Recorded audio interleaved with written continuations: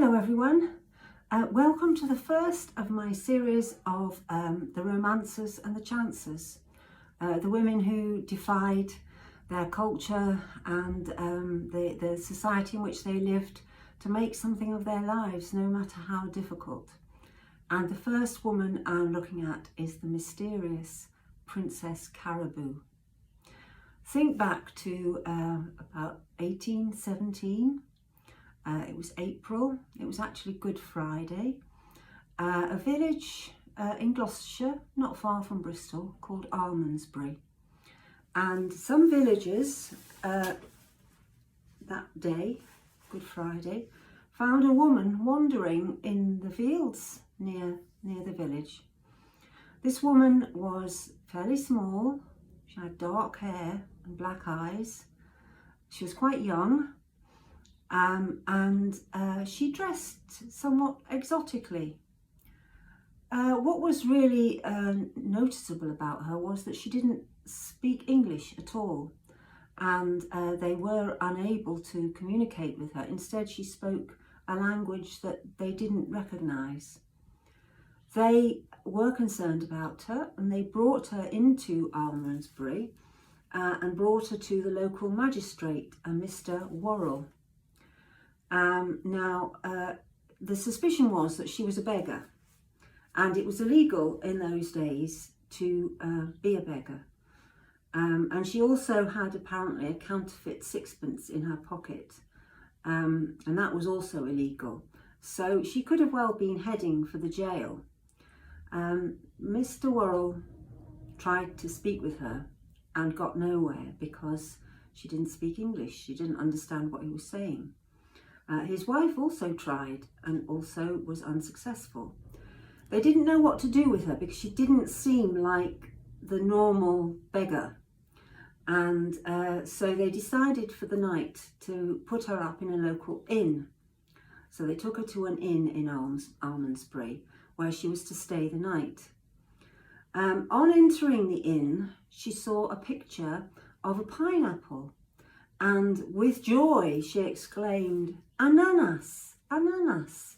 Ananas is, of course, the word for pineapple in several languages. And, of course, a pineapple was, in those days, very exotic. And so the fact that she had identified it was quite a noticeable thing. And the fact that she had used the word for pineapple that is used in languages, for instance, French. So she settled into the inn. She was offered a cup of tea, which she accepted. But then she was offered another one, but she refused it. She went and she washed her cup out before having the second cup of tea. This was something quite unusual, and the innkeeper noticed it. She was then at some point taken up to her room for the night, and she made to lie down on the floor. The innkeeper's daughter instead showed her that you could lie on a bed, and showed her the bed and lay on it to show her what to do. And in due course, she did lie on the bed and she did sleep. Mr. Worrell was left with a problem: what to do with this woman? Nobody could communicate with her. She spoke another language, but apart from the odd word, which seemed to be similar to languages like French and Spanish, it was not a language that anyone could understand. So he was stuck with a problem, because if she was to be put into jail, his sense of justice was that she should be tried and she should understand what was happening, and she didn't seem like the normal kind of beggar. So instead he arranged for her to go into a local hospital for the poor. So it was, I suspect, like almshouses. It was probably not that nice, but it wasn't jail. During the course of her stay there, she met with a Portuguese sailor.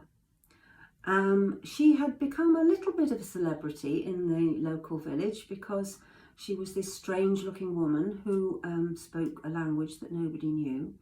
maybe the sailor came along to have a look at her. He was Portuguese, so maybe he thought that she might be Portuguese. His name was Manuel Enesso. Manuel Enesso. Anyway, he turned up at the hospital to speak with her, and he claimed that he could understand her. He claimed that he could speak her language, and he would act as her interpreter. So from then on, she was able to communicate through him. And she told a very, very strange tale. Apparently, she had been a princess on an island called Javescu in the Indian Ocean, and she had lived in some comfort and state on that island. However, she had been captured by pirates and taken aboard their ship to bring back, presumably, to Britain. She endured the journey, but then as the ship neared the coast, she jumped off the ship and swam for the shore, and then making her way up the shore, she then wandered around for a few days in the west of England until she was spotted by the villagers. She told of a life of exotic pursuits, and she spoke of her god, who she would pray to. She called the god Allah Lala, I think. So there was a suggestion that maybe she had followed the Muslim faith. She became even more of a celebrity because obviously everybody wanted to see this princess who had come from lands afar, and there was a lot of sympathy for her because, you know, she'd been brought down to this state by these pirates. The Worrells then took her back into their house because obviously if she was a princess, they didn't want for her to be in this almshouses, whatever it was she was in. And she became the toast of Almondsbury, and shortly after that, the toast of Bristol. She became very, very famous. She had her portrait painted, and that portrait is now, I believe, in the Bristol Museum. And there were articles written about her in the press.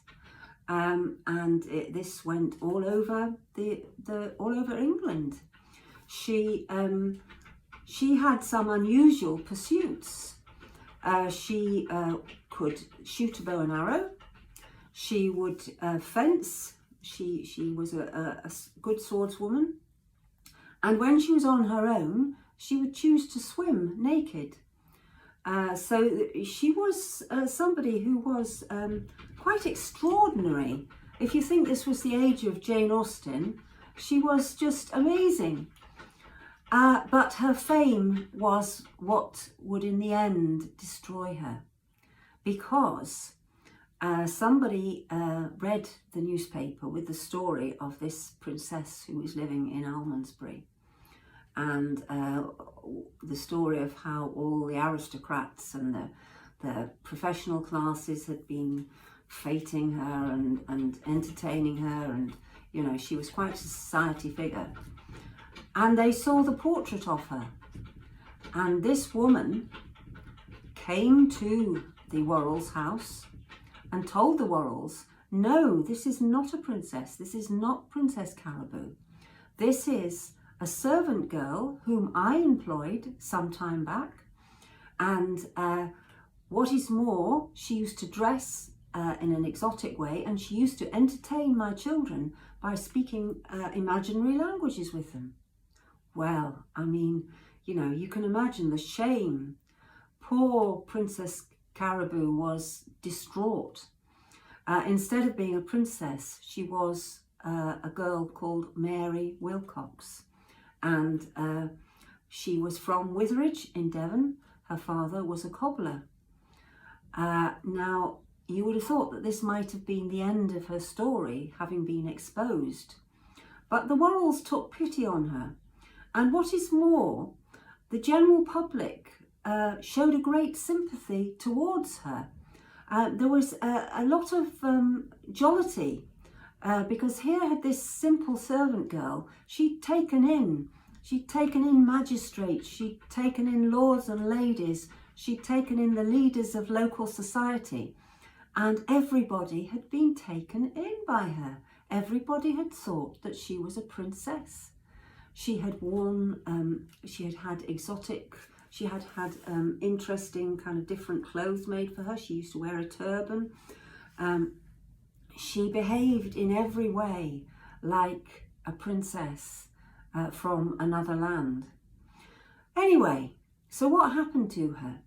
Well, Mrs. Worrell must have been taken with her, must have had a sneaking liking for her. So instead of her ending up in jail, which was a possibility, Mrs. Worrell, who was American, arranged for her to go over the Atlantic on board ship with two friends of hers to New York. Now, when she got to New York, she became the toast of New York society. People knew that she was not a real princess, but the whole story was just amazing. And the story was added to by what had happened to her in her voyage across the Atlantic, because it was said that her ship was blown off course and the ship had to take shelter in the island of St. Helena, where Napoleon was currently captive. And it is said that Napoleon met her and was so captivated by her that he wanted to divorce his wife and marry Princess Caraboo. However, that didn't happen. And like a lot of the stories around Princess Caraboo, it's not known whether she did in fact meet Napoleon. Anyway, she had a good couple of years in the States as quite a celebrity. And eventually she returned back to Britain and she spent some time in London, again as a celebrity. But her currency was kind of going down now, and people were a bit tired of her. So she complained that people were not coming to her shows anymore, and things were not going so well for her. So she returned to the West Country, to Bristol. She settled in Bedminster. She was married, and she had a child, a little girl, and that child lived in Bedminster until the early years of the 20th century. She herself never married. She lived in a house full of cats and, as I say, died with her cats in the early years of the 20th century. Princess Caraboo, Mary Wilcox, or Mary Baker as she was known, as her married name was, she is buried in the Hebron Road Cemetery in Bristol, and I believe that you can still go and see her grave now. Why is she so special? Well, unlike a lot of my other romancers and chancers, she's not middle class, she's not artistic, she's not from an aristocratic background. She was an ordinary servant girl. How did she manage to carry off this deception? She must have been very, very intelligent, and I think she lived in her own world. I think she had an imaginary world that she lived in. Her language was a mixture of different words, and it is thought that she may have spent some time with gypsies, because some of the words were common in the Romany language. Maybe she spent some time in France, maybe in Spain, who knows? All that is known of her is that she was a servant girl. She did travel up and down England working as a servant, but there were also times in her life which weren't accounted for. And so nobody really knows how she got the amazing courage and cheek to pass herself off as a princess. Now, I have a specific reason for feeling close to her. When I discovered her, I didn't know her real name. I just knew her as Princess Caraboo. I was absolutely amazed when I heard her real name, Mary Wilcox, because Wilcox, and spelt the way I spell it, Willcocks, which is an unusual spelling. And she was dark and she had black eyes, just like my dad. Her family lived in Witheridge, which was about 15 miles from the village where my father's family lived. And I wonder whether somewhere she was a second cousin going back, or there was some link somewhere. I would be proud to be associated with Princess Caraboo. What adds to the link with her is that I spent 10 years in Bristol, and this was before I knew about the legend. I lived in Bedminster, so I walked the streets that she walked, and you know, some of those streets would have been very similar to those that she knew when she was living there in her later life. And also, we nearly bought a house right next door to Hebron Road Cemetery, and we walked through the cemetery, and she's in an unmarked grave, so we didn't know that this amazing woman was lying beneath our feet. But she's a real celebrity, somebody who bucked the norms for her society, who managed to make a life for herself, and she continued to exist quite well. In her later life, she sold leeches to the Bristol Royal Infirmary, so she had what was then a respectable profession. But a woman of many stories and much imagination and verve, and I absolutely love her. Thanks everybody for listening. I love you all. I will be back with a Burns Night quiz in a few days' time, and I will be back in a week or so with another one of my romancers and chancers, the women who bucked the trends. Okay, bye-bye for now. Love you all.